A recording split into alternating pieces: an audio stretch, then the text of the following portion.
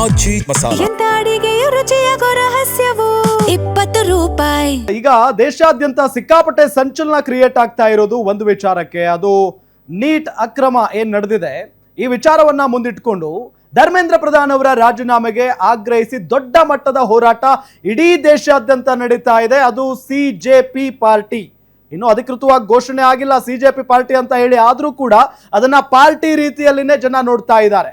ಒಂದು ಹೊಸ ಪಕ್ಷದ ಉದಯ ಆಗೋಯ್ತೇನೋ ಅನ್ನೋ ನಿಟ್ಟಿನಲ್ಲಿ ಜನ ಅದನ್ನ ನೋಡ್ತಾ ಇದ್ದಾರೆ. ಸೊ ಹಾಗಾಗಿ ಮುಂದಿನ ಲೋಕಸಭಾ ಚುನಾವಣೆ ಅಷ್ಟರಲ್ಲಿ ಹೊಸ ಸಂಚಲನ ಸೃಷ್ಟಿ ಮಾಡೋದಕ್ಕೆ ಈ ಕಾಕ್ರೋಚ್ ಜನತಾ ಪಾರ್ಟಿ ಸಿದ್ಧವಾಗಿ ನಿಂತ್ಕೊಂಡಿದೆಯಾ ಅನ್ನೋ ಪ್ರಶ್ನೆಯ ಜೊತೆಗೆ ಸಾಕಷ್ಟು ವಿಶ್ಲೇಷಣೆಯನ್ನ ಮಾಡ್ತಾ ಹೋಗ್ತೀವಿ. ಸೊ ಆ ನಿಟ್ಟಿನಲ್ಲಿ ಸಿಜೆಪಿ 2029ಕ್ಕೆ ಕ್ರಾಂತಿ ಮಾಡುತ್ತಾ ಹಾಗಾದ್ರೆ ಅದೊಂದೊಂದು ಪ್ರಶ್ನೆ ಇದ್ದೇ ಇದೆ. ದೇಶದಲ್ಲಿ ಕಾಕ್ರೋಚ್ಗಳಿಂದ ಮಹಾ ಮಿಂಚಿನ ಸಂಚಲನ ಸೃಷ್ಟಿಯಾಗಿರೋದು ದಶಕಗಳಿಂದ ಆಗದ ಮಹಾಕ್ರಾಂತಿ ಸೃಷ್ಟಿಸಿದೆ ಕಾಕ್ರೋಚ್ ಪಾರ್ಟಿ. ಯಾಕೆ ಅಂತ ಅಂದ್ರೆ ಕೇಂದ್ರ ಸರ್ಕಾರದ ವಿರುದ್ಧ ತೊಡೆ ತಟ್ಟಿ ನಿಲ್ಲುವ ಪಾರ್ಟಿಗಳು ಯಾವೂ ಇರಲಿಲ್ಲ ಅನ್ನೋ ನಿಟ್ಟಿನಲ್ಲಿ ಜನ ಮಾತಾಡ್ಕೊಳ್ತಾ ಇದ್ರು. ಒಂದೇ ಒಂದು ಹೋರಾಟ, ಜನ್ಝಿಗಳಿಂದ ನಡೆದ ಹೋರಾಟ ಕೇಂದ್ರ ಸರ್ಕಾರವನ್ನ ಅಳಗಾಡಿಸ್ತಾ ಇದೆ. ನೀಟ್ ಪ್ರಶ್ನೆ ಪತ್ರಿಕೆ ಸೋರಿಕೆಗೆ ಯುವ ಸಮುದಾಯವೇ ಕೆಂಡ ಕಾರ್ತಾ ಇದೆ. ಬೀದಿಗಿಳಿದ ಯುವಕರನ್ನ ನೋಡಿ ಎನ್ಡಿಎ ಸರ್ಕಾರ ಶಾಕ್ ಆಗಿಬಿಟ್ಟಿದೆ. ವಿಪಕ್ಷಗಳಿಗೆ ಎದುರಿದ್ರ ಮೋದಿ, ಸಿಜೆಪಿ ಕಂಡ್ರೆ ಭಯಾನ ಕೇಂದ್ರ ಸರ್ಕಾರಕ್ಕೆ. ಅಂದು ಅಣ್ಣಾ ಹಜಾರೆ, ಇಂದು ಸಿಜೆಪಿ ಹೊಸ ರಾಜಕೀಯ ಅಲೆನ. ಹಾಗಾದ್ರೆ ಅಂದು ಲೋಕಪಾಲ್ಗಾಗಿ, ಇಂದು ವಿದ್ಯಾರ್ಥಿಗಳ ಭವಿಷ್ಯಕ್ಕಾಗಿ ಸಿಜೆಪಿ ಸಂಘಟನೆಯಾಗಿ ಉಳಿಯುತ್ತಾ ಮತ್ತೊಂದು ಪಕ್ಷ ಉದಯವಾಗುತ್ತಾ? ಒಂದು ವೇಳೆ ಸಿಜೆಪಿ ರಾಜಕೀಯ ಪಕ್ಷವಾದ್ರೆ ಮುಂದೇನಾಗುತ್ತೆ? ಸಿಜೆಪಿ ರಾಜಕೀಯ ಧ್ರುವೀಕರಣವಾದ್ರೆ ಯಾರಿಗೆ ನಷ್ಟ, ಯಾರಿಗೆ ಲಾಭ? ಪೊಲಿಟಿಕಲ್ ಕಾರ್ನರ್ ನಲ್ಲಿ ಮತ್ತೊಂದು ಪೊಲಿಟಿಕಲ್ ಎಕ್ಸ್ಕ್ಲೂಸಿವ್.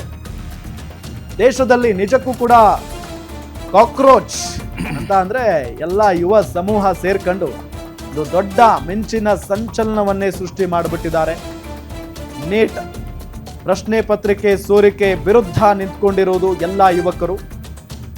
ಸೊ ಆ ನಿಟ್ಟಿನಲ್ಲಿ ಈ ವಿಚಾರವನ್ನೇ ಮುಂದಿಟ್ಕೊಂಡು ಈಗ ಇಷ್ಟು ದೊಡ್ಡ ಮಟ್ಟದಲ್ಲಿ ಸಂಚಲನ ಕ್ರಿಯೇಟ್ ಮಾಡ್ತಾ ಇರೋದು. ಮರೆತು ಕೂಡ ಒಂದು ಕೇಂದ್ರ ಸರ್ಕಾರಕ್ಕೆ ಸೆಡ್ಡು ಹೊಡೆದು ನಿಲ್ಲುವಂತ ಪಾರ್ಟಿ ಯಾವುದೂ ಇರಲಿಲ್ಲ ಅಂತ ಹೇಳಿ ಜನ ಮಾತಾಡ್ಕೊಳ್ತಾರೆ. ಅದಾದ ನಂತರ ಈಗ ಯುವಕರೆಲ್ಲ ಒಂದು ಸೇರಿ ಒಂದು ಪಾರ್ಟಿ ಮಾಡ್ತಾ ಇರೋದು, ಇದನ್ನ ಹೆಂಗ್ ನೋಡ್ತೀರಿ ಮೊದಲಿಗೆ ನೀವು?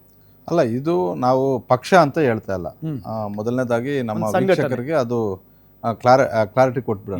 ಇದು ಒಂದು ಸಂಘಟನೆ. ಹೌದು, ವಿದ್ಯಾರ್ಥಿಗಳೇ ಕಟ್ಕೊಂಡಿರುವಂತಹ ಒಂದು ಸಂಘಟನೆ. ಹೌದು, ಸಿಜೆಪಿ ಕಾಕ್ರೋಚ್ ಜನತಾ ಪಾರ್ಟಿ ಅಂತ. ಯಾಕಂತ ಹೇಳಿದ್ರೆ ಇದ್ರ ಹಿಂದೆ ಏನು ಯಾರು ರಾಜಕಾರಣ ಇರಲಿಲ್ಲ. ಇದರ ಹಿಂದೆ ಒಂದು ಹೇಳಿಕೆ ಇತ್ತು, ಒಂದು ಒಬ್ಬ ಜಡ್ಜ್ ಕೊಟ್ಟಂತಹ ವ್ಯಾಖ್ಯಾನ, ಒಬ್ಬ ನ್ಯಾಯಮೂರ್ತಿಗಳು ಕೊಟ್ಟಂತಹ ವ್ಯಾಖ್ಯಾನವನ್ನು ಇಟ್ಕೊಂಡು ನಾನು ಕೂಡ ಕಾಕ್ರೋಚ್ ಅನ್ನೋ ಒಂದು ಅಭಿಯಾನ ಶುರುವಾಯಿತು. ಇವತ್ತು ಈ ಅಭಿಯಾನ ದೇಶಾದ್ಯಂತ ನಡೀತಾ ಇದೆ. ಹೌದು, ಅದೇ ಸಂದರ್ಭದಲ್ಲಿ ಈಗ ನೀಟ್ ಪ್ರಶ್ನೆ ಪತ್ರಿಕೆ ಸೋರಿಕೆ ಪ್ರಕರಣ ದೊಡ್ಡ ಮಟ್ಟದಲ್ಲಿ ಆಗಿದೆ. ಒಂದು ವೇಳೆ ಯುವ ಸಮೂಹ ಈ ರೀತಿಯಾಗಿ ದೆಹಲಿಯ ಬೀದಿಗಳಲ್ಲಿ, ದೆಹಲಿಯ ಜಂತರ್ ಮಂತರಲ್ಲಿ ದೊಡ್ಡ ಪ್ರಮಾಣದಲ್ಲಿ ಪ್ರತಿಭಟನೆ ಮಾಡದೇ ಇದ್ದಿದ್ರೆ ಖಂಡಿತವಾಗಿಯೂ ಕೇಂದ್ರ ಸರ್ಕಾರ ಇವತ್ತೇನು 2 ಹೆಜ್ಜೆ ಮುಂದಕ್ಕೆ ಬಂದಿದೆ, ಆ 2 ಹೆಜ್ಜೆ ಗ್ಯಾರಂಟಿ ಬರ್ತಿರ್ಲಿಲ್ಲ.